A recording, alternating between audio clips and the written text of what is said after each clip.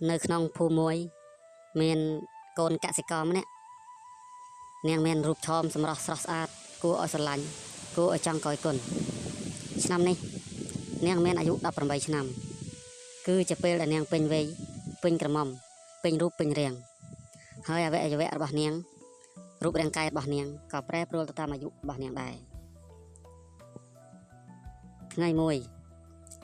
នាងបានទៅស្រែទៅចំការជាមួយឪពុកម្ដាយរបស់នាងហើយនាងក៏បានសួរឪពុកម្ដាយថាម៉ែឆ្នាំនេះកូនអាយុ18ឆ្នាំហើយអញ្ចឹងតាមការសិក្សារបស់កូនអាយុ18ឆ្នាំគឺពេញក្រមុំពេញរូបពេញរាងអញ្ចឹង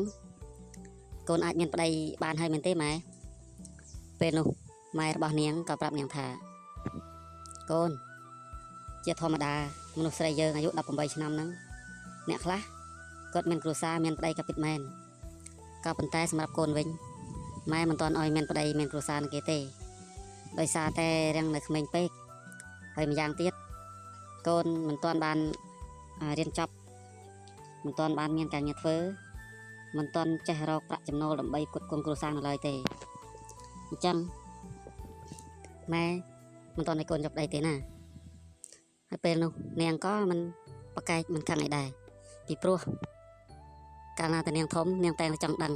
ចង់សួរនាំចង់ស្វែងយល់ពីព្រោះឃើញអ្នកខ្លះហ្នឹងគាត់រៀបការមានគ្រួសារតាំងពីអាយុ15 16ឆ្នាំហើយនាងគិតថានាង18ឆ្នាំប្រហែលជាអាចមានដែរក៏ប៉ុន្តែដោយសារកត្តាគ្រួសារកត្តាជីវភាពនាងក៏ព្រមសម្រេចចិត្តមិនយកប្តីទេចឹងនាងនៅខិតខំប្រឹងប្រែងរៀនសូត្រប្រឹងប្រែងធ្វើការសន្សំលុយសន្សំកាក់ដើម្បីផ្គត់ផ្គង់ដើម្បីធ្វើឲ្យគ្រួសាររីកចម្រើនទៅថ្ងៃមុខថ្ងៃអនាគតពីព្រោះផ្នត់គំនិតរបស់នាងមិនចង់ពឹងផ្អែកទៅលើប្តីរបស់នាងទាំងស្រុងទេនៅពេលដែលនាងមានគ្រួសារបើសិនជានាងគិតថាបើសិនជានាងមានការងារល្អធ្វើមានប្រាក់ចំណូលអាចផ្គត់ផ្គង់ខ្លួនឯងអញ្ចឹងធ្វើឲ្យប្តីរបស់នាងក៏មានប្រាក់ចំណូលដូចគ្នាអញ្ចឹងធ្វើឲ្យគ្រួសារយើងកាន់តែរីកចម្រើនថែមទៀតដូចនេះនាងក៏មានបង្អង់យូរខិតខំប្រឹងប្រែងសន្សំលុយសន្សំកាក់ខិតខំធ្វើការទោះបីជាការងារនឹងស្រែចម្ការឬក៏ការងារស៊ីឈ្នួលគេឬក៏ធ្វើអីក៏ដោយឲ្យតែសំរុំឲ្យតែស្របច្បាប់ឲ្យតែមិនប៉ះពាល់ដល់កិត្តិយសគេឈ្មោះរបស់នាងថ្ងៃមួយនៅពេលដែលនាងរៀនចប់ហើយនាងក៏បានទៅប្រឡងក្របខ័ណ្ឌរដ្ឋមួយគឺផ្នែកគ្រូបង្រៀនពេលនោះនាងក៏បានជាប់តាមសេចក្តីបំណងបងប្រាថ្នារបស់នាងនៅពេលដែលនាងរៀនចប់គរុកោសលហើយនាងក៏បានចេញបម្រើការងារនៅឯសាលារៀនមួយមិនឆ្ងាយប្រហែលមិនមែនជនបទប្រហែលទេគឺម្ដុំទីផ្សារម្ដុំទីប្រជុំជនលុះនាងបរៀនបាន1ឆ្នាំស្រាប់តែមានកូននាយកសាលាដែលជាអ្នកមានមុខមានមាត់មានទ្រព្យសម្បត្តិស្ដុកស្ដំសមរម្យគាត់ក៏បានស្គាល់និងស្វែងយល់ចិត្តគ្នាហើយកំឡុងពេលនោះនាងមានអាយុ25ឆ្នាំទៅហើយគឺវាស័ក្តិសមទៅនឹងពេលវេលារបស់នាងដែលសម្រេចចិត្តថាអាចមានគ្រួសារកសាងអនាគតដើម្បីប្រទេសជាតិពេលនោះនាងក៏មានបង្អង់យូរហើយក៏ស្វែងយល់ពីគ្នាទៅវិញទៅមកដោយខាងប្រុសនឹងក៏បានណែនាំខ្លួនទៅជួបក្រុមគ្រួសាររបស់នាងហើយនឹងបានឲ្យឪពុកម្ដាយចាស់ទុំចូលសួរចូលស្ដីដណ្ដឹងតាមប្រពៃណីទំនៀមទម្លាប់របស់ខ្មែរយើងបន្ទាប់ពីភ្ជាប់ពាក្យភ្ជាប់និស្ស័យគ្នារួចមកពួកគេតែងតែនាំគ្នាដើរលេងនាំគ្នាទៅទស្សនកិច្ចកន្លែងនេះកន្លែងនោះទៅតាមពេលវេលាទៅតាមអ្វីដែលគេចង់ដឹងអ្វីដែលគេចង់ឃើញអ្វីដែលពួកគេចង់សប្បាយតែអ្វីដែលសំខាន់នោះគឺអ្នកទាំងពីរពុំបានប្រព្រឹត្តនៅអំពើខុសឆ្គងអ្វីមួយដែលប៉ះពាល់ដល់ប្រពៃណីទំនៀមទម្លាប់សាសនារបស់ជនជាតិខ្មែរយើងទេហើយអ្វីដែលសំខាន់បំផុតនោះនាងជាក្រមុំព្រហ្មចារីពុំដែលឆ្លងកាត់រឿងអ្វីកន្លងមកឡើយ ហេតុនេះហើយធ្វើឲ្យកូនរបស់នាយកសាលាដែលជាអ្នកមានទ្រព្យសម្បត្តិស្ដុកស្ដំជាប់ចិត្តជាប់សេចក្តីស្រឡាញ់ចង់បាននាងរួមមេត្រីទោះបីជានាងនឹងជាកូនរបស់កសិករក្រីក្រយ៉ាងណាក៏ដោយមើលឃើញពីចន្ទៈមើលឃើញពីចិត្តគំនិតមើលឃើញពីរូបសម្បត្តិរបស់នាងជាពិសេសនឹងកម្រិតវប្បធម៌ក៏ដូចជាការងារច្បាស់លាស់អញ្ចឹងទោះបីជានាងនៅស្ទាប់វណ្ណៈបែបណាក៏ដោយក៏នាងអាចនឹងឡើងខ្ពស់អាចនឹងមានមុខមាត់នៅពេលអនាគតបានដែរអញ្ចឹងហើយទើបនាយកសាលាក៏ដូចជាកូនរបស់គាត់ដែលជាអ្នកមានទ្រព្យសម្បត្តិស្ដុកស្ដំមានរើសអើងហើយតែងតែលើកទឹកចិត្តរបស់នាងក៏ដូចជាលើកទឹកចិត្តដល់អ្នកស្រុកអ្នកភូមិដល់អ្នកស្រុកខ្សែចំការដែលនៅឆ្ងាយឲ្យខិតខំប្រឹងប្រែងរៀនសូត្រខិតខំប្រឹងប្រែងធ្វើការសន្សំលុយដើម្បីអនាគតខ្លួនឯង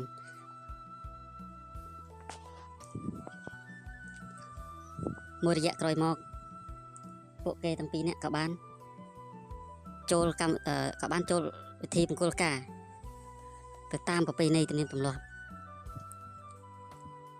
ពេលរៀបការរួចថ្ងៃចុងក្រោយគឺជាថ្ងៃដែលពួកគេត្រូវផ្សំដំណេកគឺជាថ្ងៃរាត្រីទឹកឃ្មុំហានីមូនរបស់អ្នកទាំងពីរដោយសារតែនាងនៅស្រុកស្រែភាគច្រើនប្រពៃណីខ្មែររបស់យើងតែងតែរៀបការនៅគេហដ្ឋានខាងស្រីដូច្នេះផ្ទះរបស់នាងមិនសូវជាធំទូលាយមិនសូវជាស្អាតល្អប្រហែលទេអញ្ចឹងអ្នកទាំងពីររាត្រីទឹកឃ្មុំរបស់អ្នកទាំងពីរគឺពុំសូវល្អសម្រាប់ពួកគាត់ឡើយដោយសារតែមានបងមានប្អូនមានសាច់ញាតិសម្រាប់ដេកនៅក្នុងផ្ទះជាមួយគ្នាហើយផ្ទះរបស់នាងក៏ពុំមានបន្ទប់ដាច់ដោយឡែកសម្រាប់នាងឡើយហើយបរិសុទ្ធដែលជាប្តីរបស់នាងដោយសារគេជាសភាពបរិសុទ្ធផងក៏មិនបានប៉ះពាល់នាងនៅឡើយទេដោយសារខ្មាស់បងខ្មាស់ប្អូនខ្មាស់ឪពុកម្ដាយចាស់ទុំនៅក្នុងផ្ទះជាមួយគ្នាអញ្ចឹងពួកគេក៏បានសម្រាប់លងលក់ដោយធម្មតាដោយពុំបានប៉ះពាល់គ្នានៅឡើយទេលុះស្អែកឡើងពួកគេទាំងពីរនាក់ក៏នាំគ្នាទៅហានីមូននៅតំបន់ទេសចរមួយដែលមានផ្ទះសំណាក់ដែលមានអូតែលសម្រាប់គេងសម្រាប់ស្នាក់នៅយប់នោះហើយគឺជាយប់ដែលពិសេសបំផុតរបស់ពួកគេគឺពួកគេទោះបីជាថ្មីថ្មងពុំធ្លាប់មានបទពិសោធន៍ខាងក្រេបទឹកឃ្មុំខាងហានីមូនក៏ពិតមែនក៏ប៉ុន្តែពួកគេជាអ្នកចេះដឹងជាអ្នករៀនសូត្រជាអ្នកស្វែងយល់បែបជីវវិទ្យាបែបជីវិតមនុស្សសត្វទូទៅអញ្ចឹងពួកគេក៏ដឹងរឿងរ៉ាវខ្លះៗពាក់ព័ន្ធនឹងរឿងបែបនោះហើយពួកគេក៏ចាប់ដើមដំណើរការទៅតាមអ្វីដែលធម្មជាតិជាអ្នកបង្កើតឡើងរបស់មនុស្សសត្វលោកទាំងឡាយទាំងពួងលុះពេលចាប់សពគ្រប់ហើយដោយសារថ្មីថ្មងផងអីផងនៅក្មេងមានកម្លាំងផងពួកគេក៏ចាប់ផ្ដើមដំណើរការប្រតិបត្តិការផ្សេងៗទៅតាមអ្វីដែលពួកគេចង់បានម្យ៉ាងទៀតពួកគេលេងខ្មាស់លេងអៀនហើយដោយសារតែជីវិតប្តីប្រពន្ធនៅក្នុងបន្ទប់ដាច់ដោយឡែកចិត្តឈឹងពុំមានអ្នកណាមករំខានដោយថ្ងៃទីមង្គលការរបស់គេឡើយលុះក្រោយមកទៀតពួកគេក៏កាន់តែស្រឡាញ់គ្នាខ្លាំងឡើងអញ្ចឹងជីវិតគូជីវិតប្តីប្រពន្ធបើចង់ឲ្យស្រឡាញ់គ្នាកាន់តែខ្លាំងឡើងលុះត្រាតែពួកគេស្វែងយល់ពីគ្នាទៅវិញទៅមកថាប្តីត្រូវការអ្វីហើយប្រពន្ធត្រូវការអ្វីបើសិនជាត្រូវការឡើងក្រេគឺស្ម័គ្រចិត្តឡើងជាមួយគ្នាបើសិនជាគេមិនព្រមយើងក៏បង្ខំគេពីព្រោះពេលខ្លះទាំងគេទាំងយើងតែងតែមានអារម្មណ៍ធុញទ្រាន់ពេលខ្លះតែងតែហត់នឿយអស់កម្លាំងដូច្នេះយើងត្រូវទុកពេលទុកឱកាសដើម្បីឲ្យអារម្មណ៍របស់យើងស្ងប់អារម្មណ៍របស់យើងធម្មតាវិញចាំយើងប្រព្រឹត្តរឿងនោះក៏មនុស្សពេលដែរភាគច្រើនមនុស្សដែលបែកបាក់គ្នាគ្រួសារដែលបែកបាក់គ្នាទី1ដោយសាររឿងលើក្រេទី2ដោយសាររឿងសេដ្ឋកិច្ចគ្រួសារទី3 ដោយសារការប្រច័ណ្ឌចឹងទាំង3នេះគួរតែកុំគិតកុំអនុវត្តកុំប្រព្រឹត្តឲ្យសោះបើសិនជាយើងខ្វះខាតយើងត្រូវខិតខំប្រឹងប្រែងតស៊ូរកលុយរកកាក់ដើម្បីផ្គត់ផ្គង់ក្រុមគ្រួសារបើសិនជាយើងចង់ឡើងក្រេជាមួយប្រពន្ធជាមួយគ្រួសាររបស់យើងត្រូវតែលេខលោកពេលវេលាឲ្យសមស្របសមរម្យហើយរងចាំដល់ដៃគូទាំងសងខាងព្រមព្រៀងទើបមានសេចក្តីសុខដល់គ្នាបើសិនជាចាប់បង្ខំគឺមិនល្អទេហើយមួយទៀតចំពោះការប្រច័ណ្ឌវិញសូមបងប្អូនជីវិតគ្រួសារជាប្តីប្រពន្ធកុំអោយមានការលេងសើចកុំអោយមានការផាត់ក្បត់ទៅរកអ្នកផ្សេងក្រៅពីប្តីប្រពន្ធរបស់យើងសោះសូម្បីតែលេងសើចសូម្បីតែឆាតលេងនិយាយទូរស័ព្ទលេងក៏អាចបង្កើតជាអារម្មណ៍ប្រច័ណ្ឌបានដែរទាំងគេទាំងខ្ញុំព្រោះជាប្រពន្ធរបស់យើងតែងតែស្រឡាញ់យើងតែងតែចង់ឃែទុកកុំឲ្យអ្នកផ្សេងមកប៉ះពាល់ហើយសម្រាប់យើងមិនថាប្តីមិនថាប្រពន្ធទេយើងត្រូវតែផ្ដល់កិត្តិយសឲ្យគ្នាទៅវិញទៅមកហាមលេងសើចជាមួយអ្នកដទៃពីព្រោះការនិយាយលេងការលេងសើចអាចធ្វើឲ្យប៉ះពាល់ដល់អារម្មណ៍អាចធ្វើឲ្យយើងបែកចិត្តបែកគំនិតអាចធ្វើឲ្យយើងនឹងបែកឆ្វេងបានពីព្រោះមានមនុស្សជាច្រើនដែលធ្លាប់ជួបប្រទះនៅរឿងទាំងនេះធ្វើឲ្យក្រុមគ្រួសារប្តីប្រពន្ធរបស់ពួកគេបែកបាក់គ្នាដោយបន្សល់ទុកនៅកូនតូចបន្សល់ទុកនៅក្មេងកំព្រាបន្សល់ទុកនៅស្ត្រីពោះម៉ាយស្ត្រីមេម៉ាយកំឡោះពោះម៉ាយធ្វើឲ្យប៉ះពាល់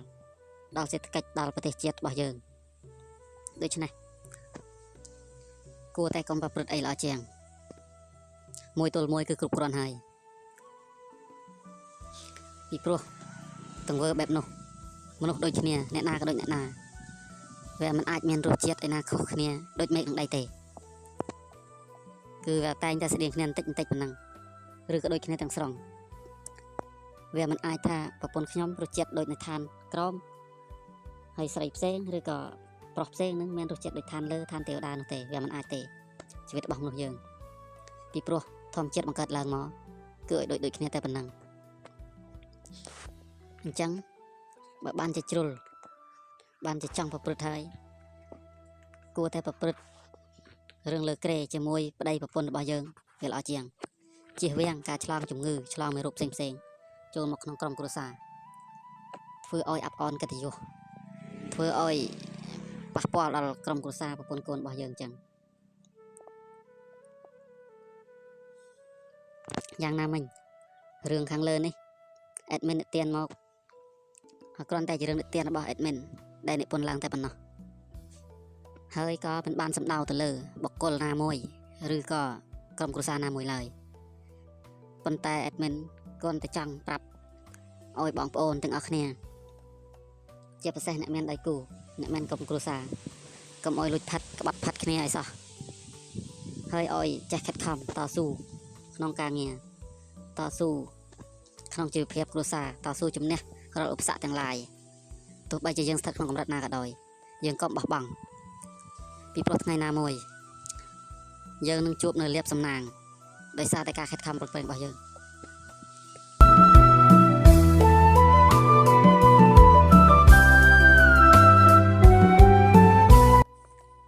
សូមបងប្អូនជួយចុច Subscribe ចុច Like